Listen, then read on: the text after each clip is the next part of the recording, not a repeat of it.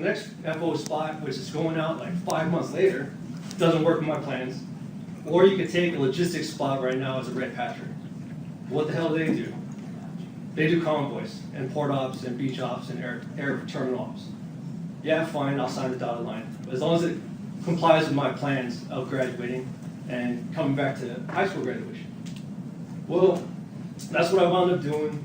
And for lack of a better, word, I don't regret it. It's different, that's for sure, different than what I wanted to do. But if I were to go back and do it again, I would, absolutely. Well, I did come back and graduated my high school class in my dress blues, and I loved it. I loved every moment of it. People were coming up to me that I never even knew my name. Brandon, it's so great to see you. Congratulations. Sure, whatever, person. Thank you. Appreciate it. Now you recognize me. Well, everything kind of changed. Oh, by the way, I was a reservist too. Nasty reservist. So here I am now, a Marine reservist, doing my 1 month or once a month drills, and I checked into my units in San Jose September 8th, 2001. And sure enough, my world turned upside down 3 days later. September 11th, towers came down, and I got the call about 20 minutes after the news broke. Hey, you're on alert, have your gear ready. Okay. I was freshly 18. I didn't know what the hell was going on. We'll wait and see. Well, my time for service didn't actually come up until 2003 in preparation for the Iraq War. But prior to that, I just maintained my normal status, alert status, going to school, going to college. Well, and because I knew my deployment was coming up at some point, I literally couldn't give two craps about expanding my education because I was trying to be focused on the task at hand, and that was the build-up for Iraq. So subsequently, I was academically dismissed from Los Positas College for lack of grades. I think by the time I got kicked out, I had a whopping 1.8 GPA. Well, all well. So 2003, February 2003, they call us up, go down to Camp Pendleton, subsequently March Air Force Base, and my crew and I would push out all of 1st MEF. Everybody, 30,000 Marines, all their gear and everything. It was 12-hour shifts, 12 on, 12 off, for 4 months straight. And then, sure enough, the war wrapped up, supposedly, and everyone came back. So it was 12-hour shifts, 12 on, 12 off, for the next 4 months again, receiving everyone back. But then the insurgency began. So now it's 4 more months of 12 on, 12 off, pushing everybody out again. Well, eventually, the Marine Corps found out that the reservists in San Jose were costing the Marine Corps way too much money. So they decided to kick us out, essentially, and kick us all back to reserve status. Well, when I was at March Air Force Base, I literally saw the same Marines coming back, and going again. And they looked so dejected. I really took it to heart. It really bothered me that they're going again 6 months later, 7 months later. So by the time I came back home, I told my command, I volunteered to go overseas. It's like, if I could give some poor sap one tour break, that's worth it for me, and I'll do it happily. Well, eventually, after 6 months of being at home, I got my call up, and then they sent me out to 2 MEF over in North Carolina. So once I got to North Carolina, they attached us to CSSD 29, which eventually got translated to Combat Logistics Regiment 25, and they sent us out to Qasim, Iraq, Ali Salim, and Kuwait City Air Base. So during my tour, our primary objective was all air operations. And here I am in a classroom full of straight-out high schoolers playing penis game all day. And I am about to flip the F out because I'm here to do a task and they're interrupting that task, and I just had to withdraw myself out of the situation. Take my notes, grab the course curriculum, I bounced 20 minutes early every class. And I couldn't really figure out why. What was bothering me, other than the obvious of the immaturity of the classroom. So then I synced up with one of my good friends, Jim McGurk, who is an Army vet who was deployed out to Iraq, I believe twice, with 10th Mountain Division. And so him and me tossing back some beers, just discussing life and talking about our experiences at our college, at Las Positas College. And we finally put two and two together, that these kids, literally kids, don't understand what is going on outside of this bubble that we call the Tri-Valley. They don't comprehend that the war, although not talked about anymore, is still raging on at this point. They do not comprehend that once veterans get back stateside, they're so jacked to move on to the next step, to try to put the service behind them and move on, that they're interrupting that unintentionally. So then this began the concepts of the Veteran Student Organization.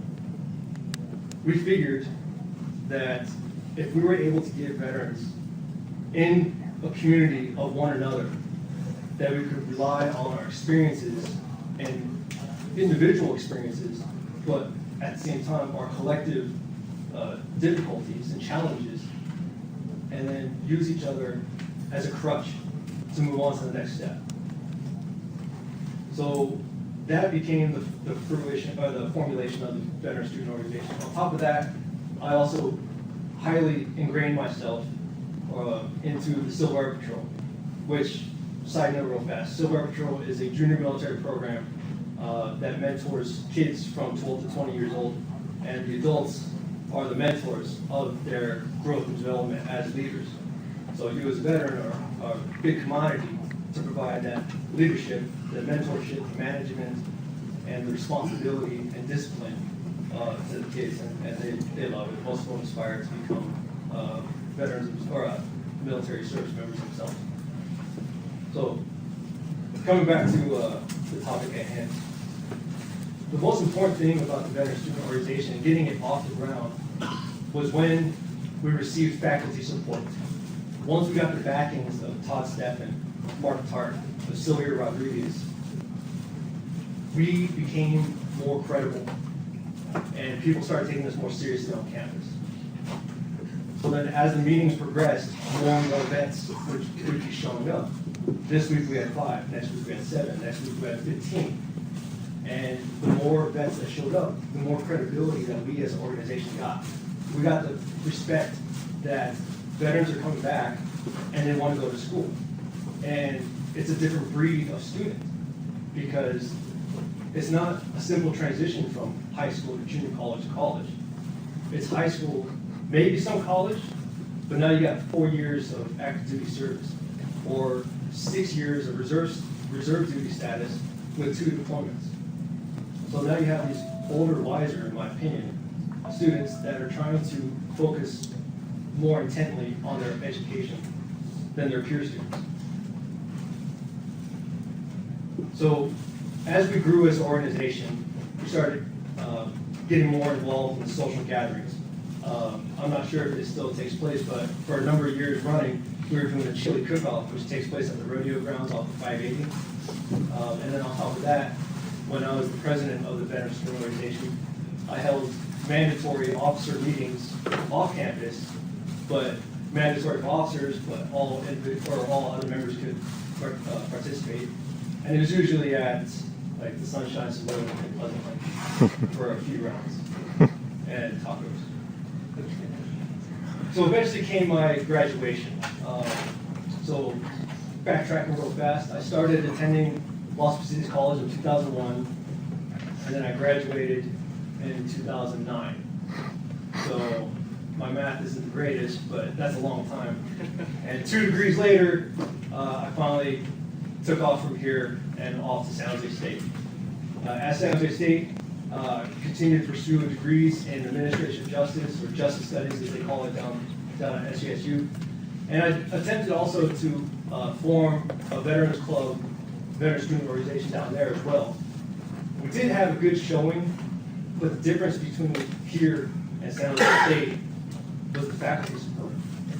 We had one faculty member who was also the VA coordinator that supported us in San Jose State, But beyond him, nobody else gave us the time of day.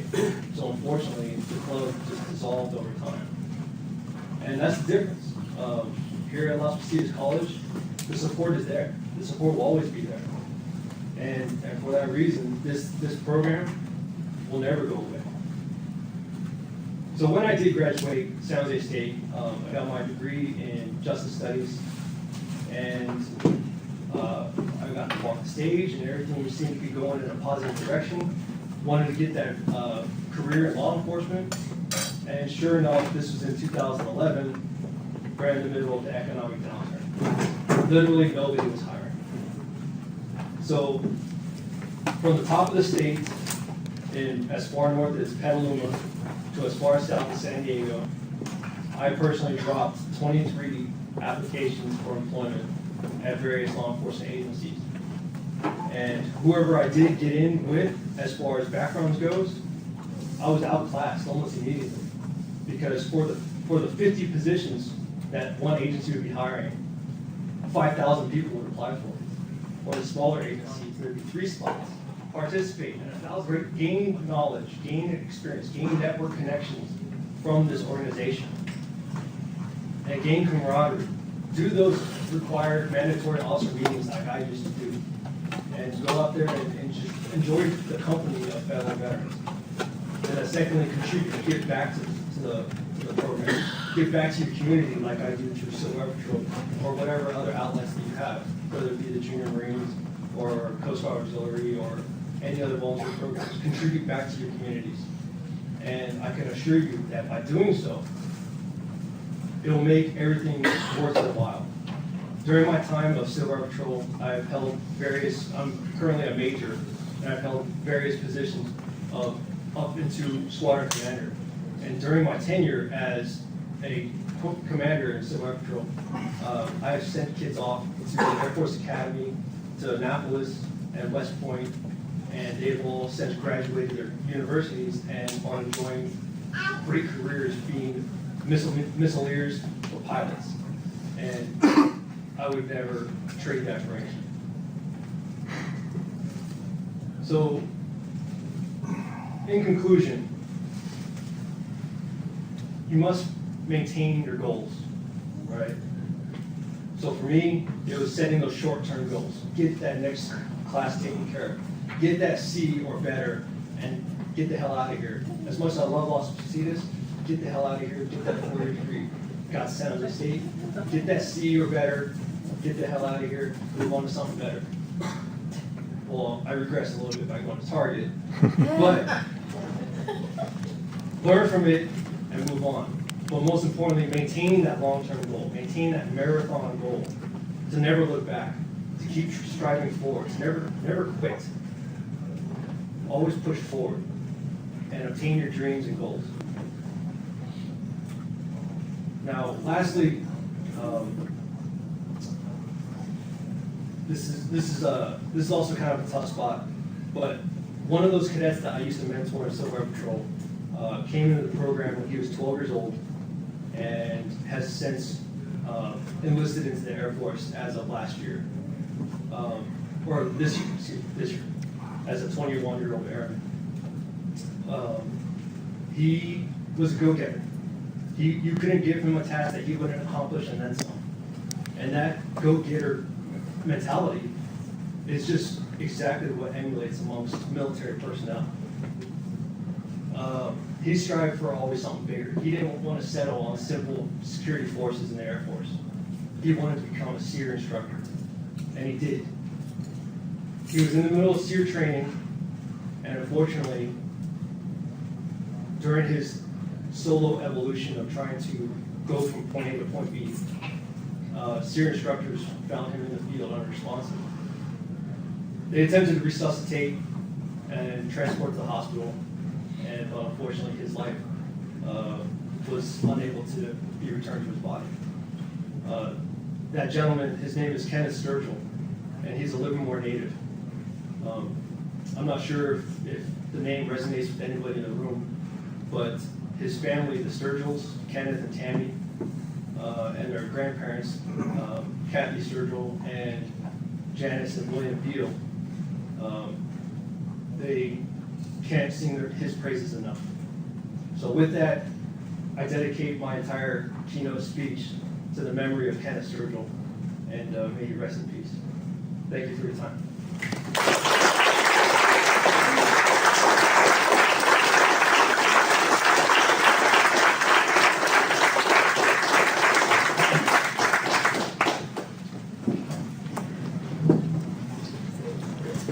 You know, I hadn't seen this guy in a long time. And when he came to me a couple days ago and told me about this and speaking, and you know, that's why we do what we do here. So, thanks, Brandon. Now I get to introduce the president, and I'm tearing up. You guys can give me a bad time all year. Dr. Russell has been a huge supporter of our program, and I saw him earlier. And I want him to be up here because, you know, ever since he's come on this campus, and I've been here for a little bit, 12 years, I've had a few presidents, and they all been